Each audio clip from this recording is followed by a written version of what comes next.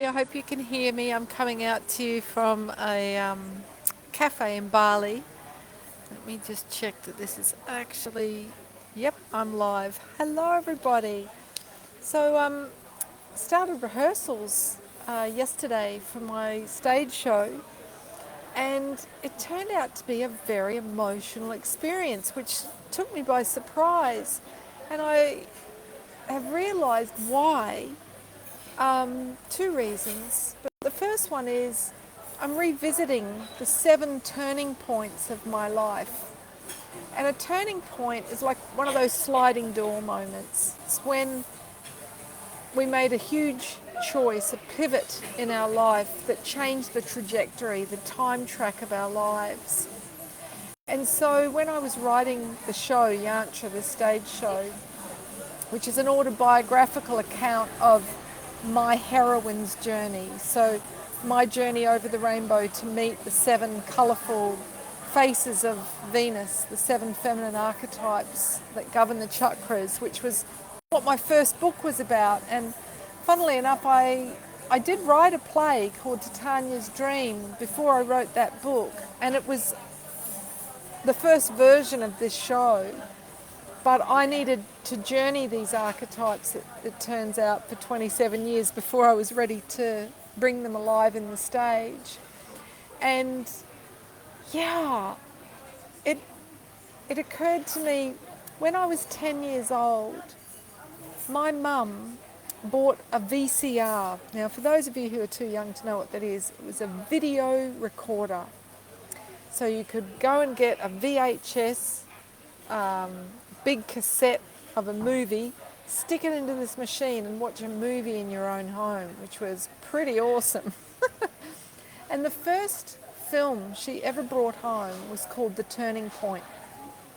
Anne Bancroft, I can't remember who else, but my mum was big into ballet, and it was, a film about a dancer. And, that's where the power is in our story. It's in those pivotal moments. And all of the fairy tales are teaching parables.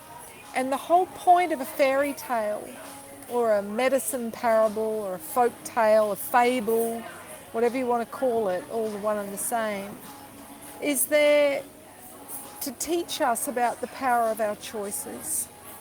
And this is what the Grail tradition was about, and I speak about that in my book, The Grail.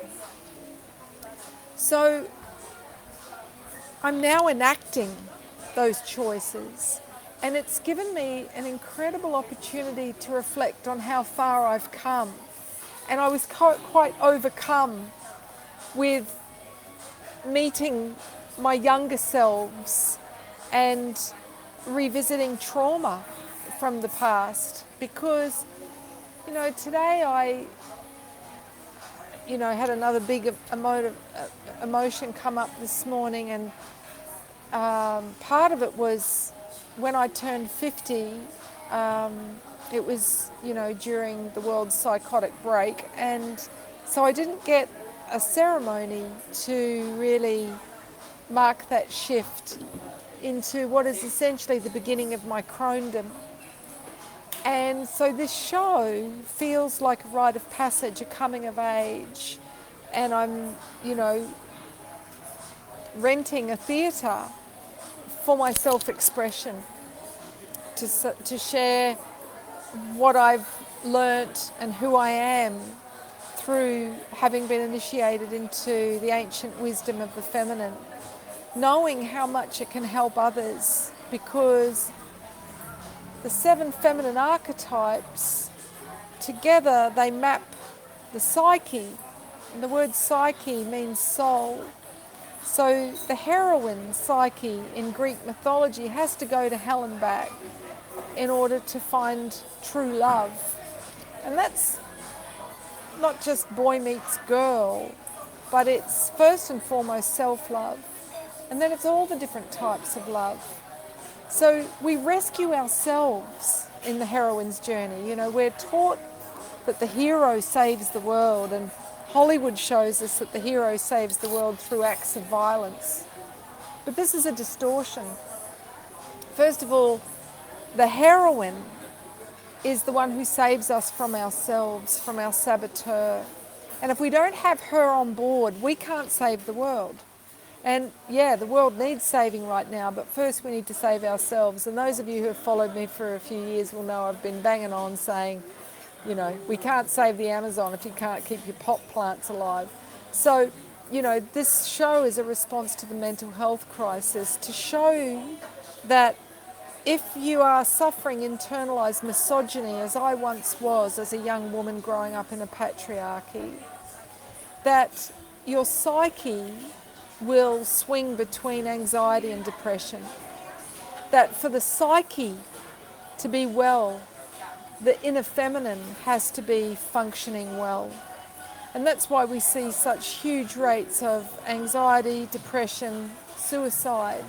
It's because of our internalized misogyny. We don't understand the feminine because the empires outlawed all of the ancient wisdom teachings of the mystic feminine, and for 500 years persecuted, burnt, tortured, drowned mystic women. So the legacy today is she doesn't have a voice, not on stage, not on screen. If we see the mystic feminine, she's portrayed as kooky, yeah, or an evil sorceress, or, you know, if she is good, a fairy godmother who's but a dream, yeah, a figment of our imagination. So our stories map our psyche. They have great power to transform how we perceive ourselves and how we perceive the world around us. So we need to reclaim our stories. Our stories were distorted. The myths by the Greeks and the Romans were all given this kind of patriarchal slant, just like the stories in the Bible were written with an agenda, okay? They took earlier myths like Isis parting the seas, rubbed that out, put in Moses. So, you know, our stories have been recycled like a big Chinese whisper coming down through time. And if we are to create a healthy collective psyche, we need to review our stories. So the story that I'm bringing to the stage is the ancient Mesopotamian story of Ishtar's descent. And Ishtar was the ancient name for Venus. Venus who has been to hell and back like Psyche and saved herself and is therefore an embodiment of love, of the ascended Venus. And so, yeah, today we were working with Baubo, and Baubo is the one who welcomes people to the show. If you've never heard of Baubo, she is a goddess worth getting to know.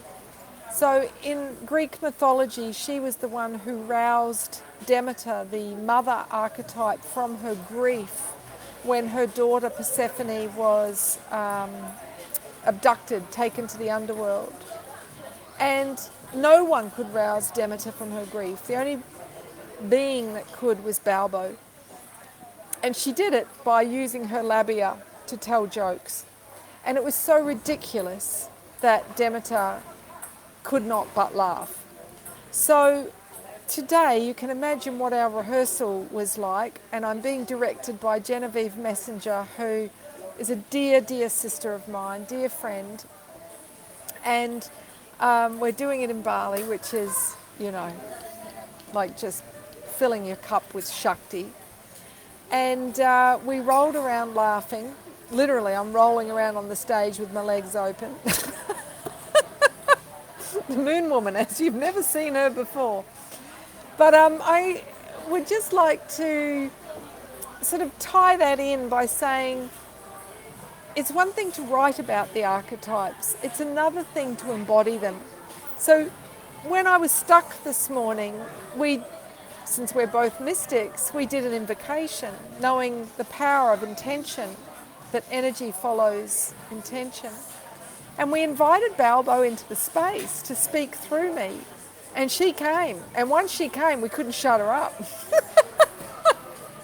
So I love her. I just love her. She is so fucking funny and liberated. And I can't wait to share her with you, those of you that are feeling the pull to come to Edinburgh and see her live. She is so irreverent and dares to say the things that we don't dare say, particularly women in mixed company, because Baubo was an archetype that usually the clown goddess only comes out in secret women's business. So women that are worried about what men might think of them if they're lewd and crude tend to keep her under wraps. But she's coming out. So, yeah, she's a character that's been in the closet. You know, it's not just our LGBTQ brothers and sisters. There have been other archetypes in the closet. For instance, Pan, the wild man, he got shut down and put in the closet for fear of being akin to the devil, you know, and Baubo is another one, the inappropriate, crude, lewd goddess. So one of my, I don't know if it's one of my favourite films, but a lovely film by Albert Brooks that also stars Meryl Streep, an oldie but a goodie that you may not have seen, is called Defending Your Life. And in this film, they're in the sort of no man's land from leaving Earth before they're going on to the afterlife, and they're doing a life review. And this was part of what the men did every year in the Grail rites, which I speak about in my Grail book.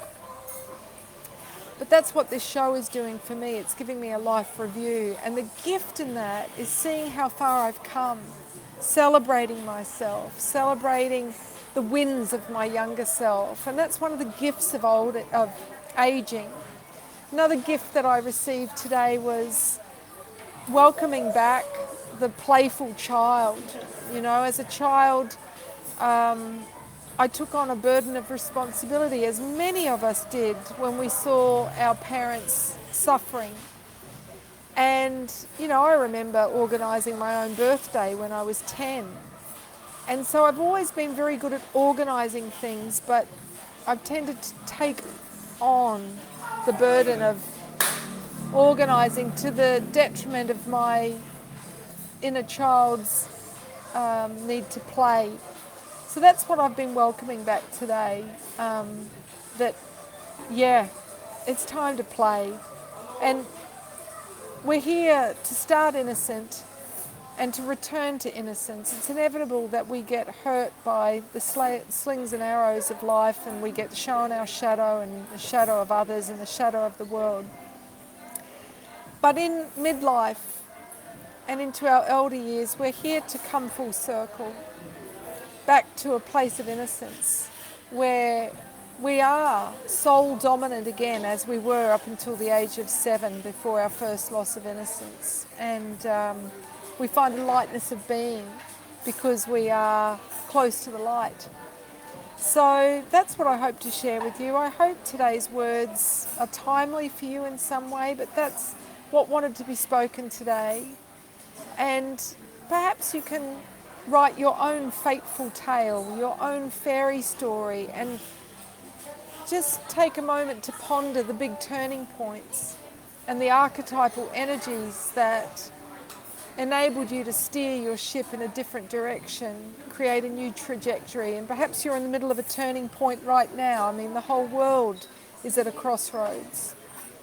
And traditionally it was the mystic women that midwife people through times of crises and change. And that's why it's time for her voice to be heard, not to be just shunned or misrepresented as the kooky or evil witch or fortune teller or the sexy babe that uses magic to lure men off their quest, but to really hear the authentic wisdom of the feminine, which is multifaceted like a diamond. It is lewd and crude, and it is wise, and it's nurturing, and it's funny, and it's everything.